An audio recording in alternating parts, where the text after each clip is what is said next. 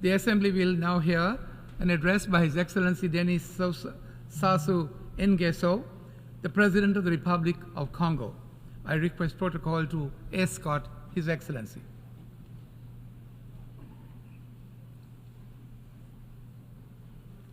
On behalf of the General Assembly, I have the honor to welcome His Excellency Denis Sassou Nguesso, President of the Republic of Congo, and to invite him to address the Assembly.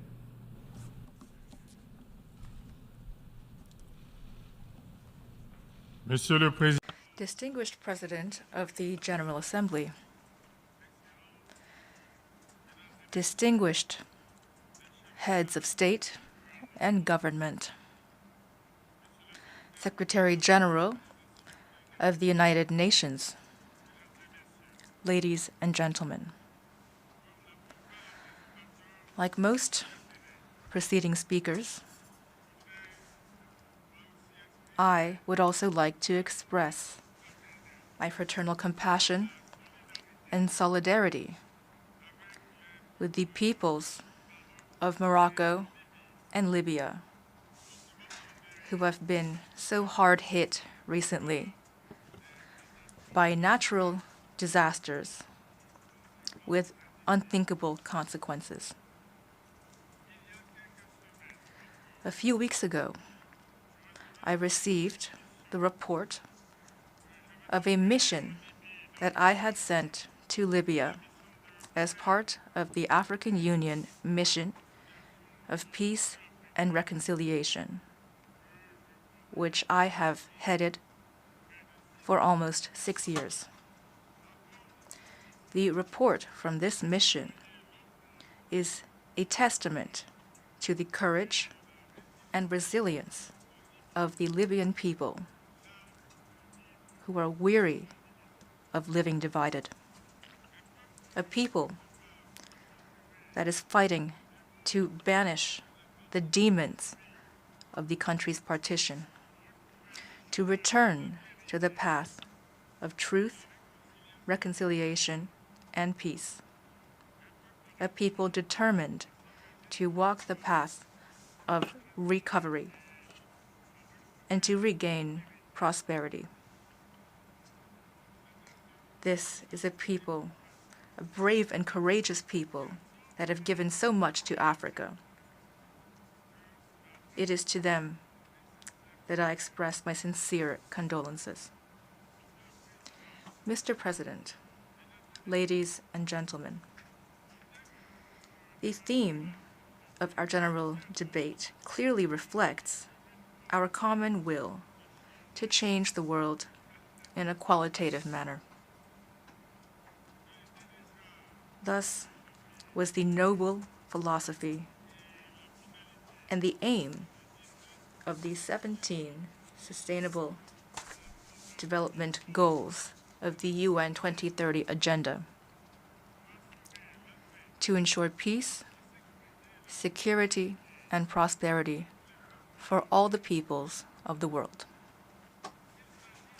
Whether we're striving to eliminate poverty and hunger in the world, thanks to a more just and equitable global economy, and thanks to a more efficient and sustainable agriculture, or whether we're working to guarantee health for as many as possible and quality education for the most underprivileged. These are all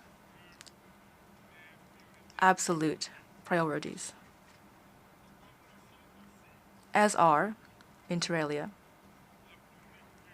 providing water and electricity to as many people as possible, building road, rail, port, airport, and energy infrastructure to link territories, countries, regions, and subregions. The conservation of biodiverse ecosystems, especially through responsible management of these tropical forests that are some of the most precious gifts that Providence has bestowed upon us. Fighting to change mindsets throughout the world while respecting the diversity of cultural expression and while promoting mutual tolerance. Inculcating our societies with the idea of gender equality and gender parity, and empowerment of women and girls. With regards to that last point, I'd like to underscore the weighty role played by women in my country over the last 15 years. Today, women contribute immensely to promoting their rights and freedoms, to eliminating poverty and expanding inclusive education through training and study of all kinds.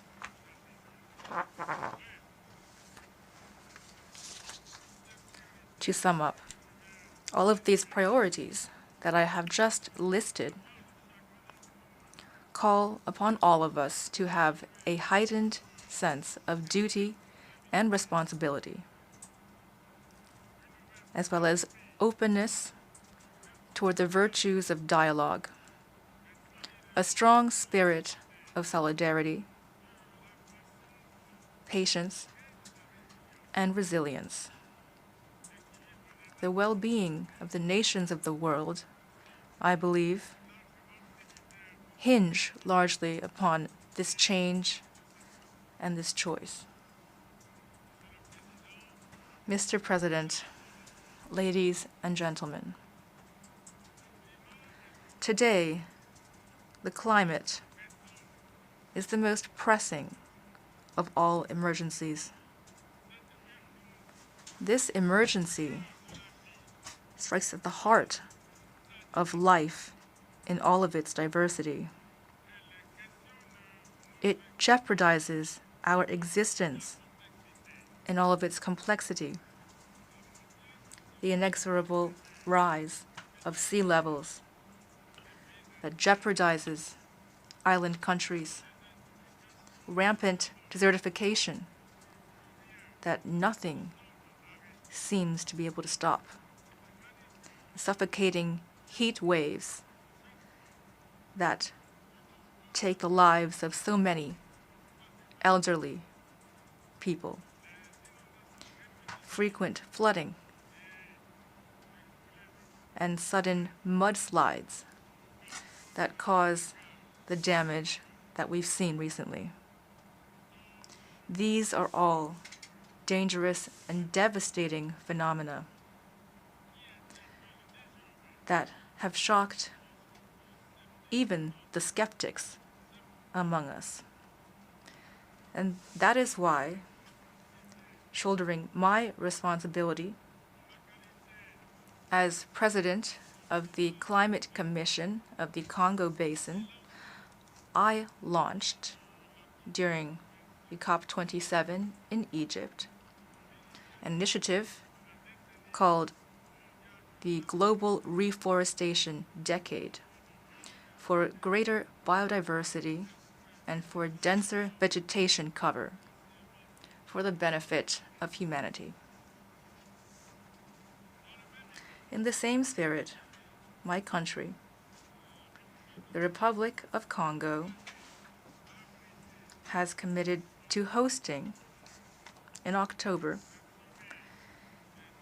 a summit of 3 basins of biodiversity ecosystems and tropical forests, namely the Congo, and the Amazon, Borneo Mekong, as well as Southeast Asia as a collective and concerted response of these three green lungs of our planet to climate insecurity, which threatens all of us. Since time immemorial, as we all know, forests have made life possible for millions and millions of people. With a deforestation rate that is one of the lowest in the world, just 0.06%, my country is fully playing its part in protecting the environment for the survival of humanity. Today, we warmly welcome the inscription of the Odzala Kokua Natural Reserve on the World Heritage List, in the World Heritage List.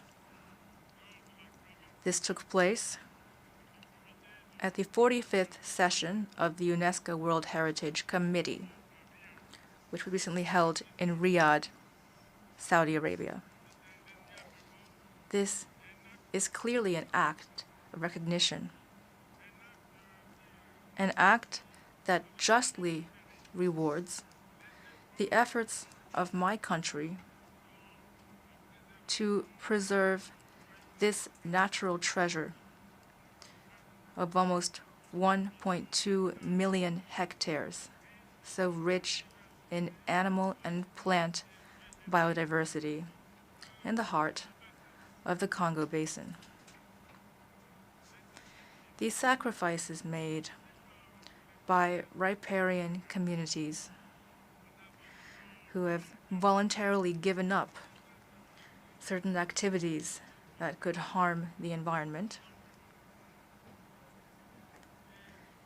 and the willingness of states to abandon development projects to protect biodiverse ecosystems. These should also be compensated financially by the international community, a compensation that is in no way charity. Mr. President, ladies and gentlemen, in Africa, with regard to agricultural development, we know that we must protect arable land from the harmful effects of climate change. Otherwise, production estimates would vary widely, and planning would become impossible. Our responsibility as leaders is clear as day. With a population of nearly 2 billion in 2050, Africa must now make a qualitative leap to ensure that in the future it has sufficient and high-quality food and can thus banish forever the specter of famine and population flight. Africa is in dire need of modern agriculture, supported by modern irrigation and mechanization systems. Agriculture that would allow it to greatly reduce its food imports, which are still too high. That is why I'm calling for effective technical and financial partnerships to make great strides in this sector. Africa has no need for partnerships based on official development aid that is politically oriented and tantamount to organized charity. Trickle-in subsidies filtered by the selfish interests of donors will certainly not allow for a real and effective rise of our continent. Mr. President, ladies and gentlemen, the current session of the General Assembly is taking place at a time when wars and other armed conflicts are raging throughout the world. Here, I would like to once again underscore that no progress is possible on any continent or any country without peace. The hope of attaining the SDGs laid out by the UN would be merely an illusion if we do not ourselves create the most important of all conditions needed for the realization, that is to say, peace. For its part, and whenever possible, the Republic of Congo has always striven toward the peaceful resolution of conflicts in Africa and throughout the world. That is why my country has decided to take active part in the African Initiative for Peace Mediation between Russia and Ukraine. Due to the risk of generalized war that these events are creating for the world, it is not only the two belligerents in this conflict, but also foreign powers that could nudge the course of events toward peace. All of these actors must temper their emotions, stop fanning the flames, and commit immediately to engaging in peace negotiations that would be just, sincere, and equitable. The world desperately needs these negotiations to prevent the confrontation that's already underway, already so devastating, from further spiraling and pushing humanity into what could be an irreversible cataclysm, that is to say, total war, beyond the control of the great powers themselves. I remain convinced that the wise recommendations put forward by Africa to restore peace between Ukraine and Russia will ultimately be heeded. Mr. President, ladies and gentlemen, as President of the High-Level Committee of the African Union on Libya, I would be remiss not to mention before this august assembly the dire situation that this country has been living in since 2011. a situation in which I am fully invested on behalf of the African Union. Efforts toward peace made in this difficult situation continued recently in July of this year as part of the reconciliation meeting that took place in Brazzaville, in my country. This meeting allowed various actors from the entire Libyan political and social spectrum to sit at the same table. We spared no effort to encourage the parties involved to overcome their differences and to reconcile their views of the challenges that a future Libya would face. The Inter-Libyan Reconciliation Conference, which I preside, aims at mediation, but it will not be effective unless it is inclusive, constructive, and consensus-based. It must allow our Libyan brothers and sisters to rediscover the virtues of dialogue and to end their standoff, to learn to forgive each other, and to give precedence to justice, the foundation of the law-based state, whose history they are called on to write. Once again, I call for the support of the international community,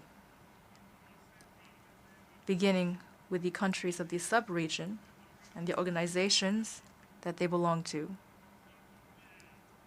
as well as, of course, the countries of the Quartet, to provide tangible support for our efforts to create a strong and credible prospect of resolving once and for all this crisis, which has gone on far too long. Mr. President, ladies and gentlemen, in light of the unilateralism that is dangerously eroding the foundations of the great edifice that so many generations have helped to build since 1945, the Republic of Congo, through myself, reaffirms its commitment to multilateralism, the key to justice in international relations, and the key to balance, equity, peace, and cooperation for shared development. Multilateralism, as we all know, can only flourish in a just and equitable global system, a system that reflects not the phantoms of the past, but the changing reality of our time.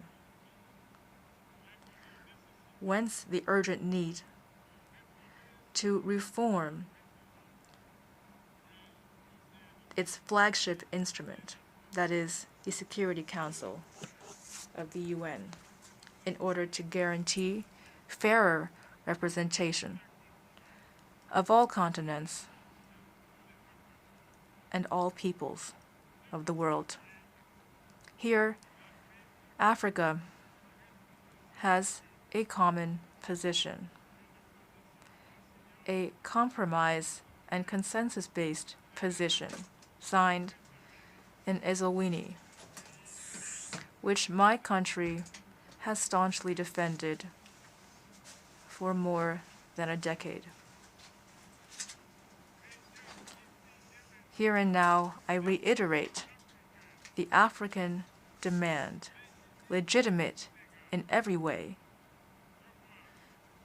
to see 2 of its states accorded permanent membership of the Security Council of the UN with veto rights.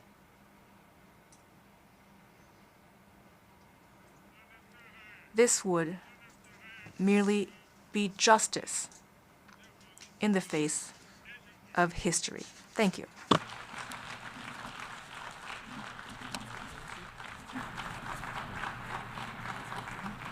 On behalf of the Assembly, I wish to thank the President of the Republic of Congo for the statement just made, and I request protocol to escort His Excellency